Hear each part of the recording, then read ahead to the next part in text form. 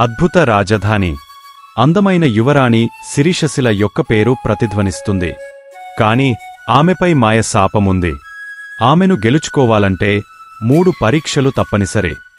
ధైర్యంగా ఓ యువకుడు రాజధానికి వచ్చాడు. అతనికి పేరు విక్రముడు.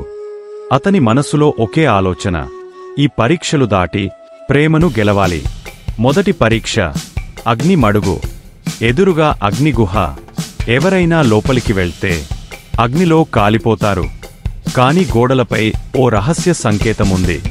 ఆ సంకేతాన్ని గమనించగలిగినవాడే క్షేమంగా బయటపడతాడు. విక్రముడు సంకేతాలను చదివాడు.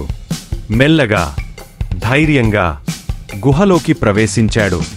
అగ్నికి తాకకుండా సరిగ్గా ఆ రహస్య మార్గంలో నడిచాడు. రెండో పరీక్ష, అద్దాల వనం. 40 దారులు. అందులో ఒక్క దారి మాత్రమే నిజమైనది. మిగతా అన్నీ మాయ.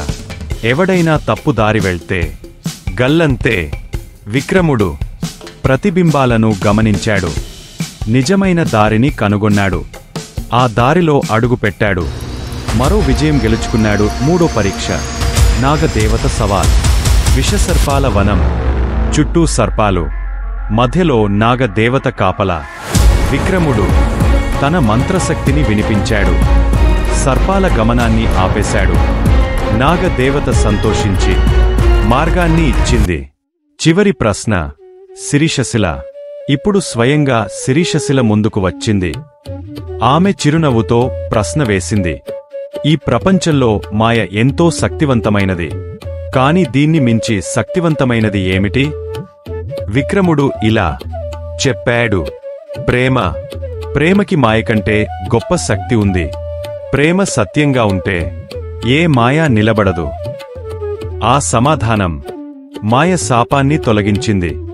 శిరీషశిల మనసు విక్రముడికి దగ్గర అయింది. ప్రజలు సంబరాలు చేశారు. ఆ ఇద్దరూ ఆనందంగా జీవించారు.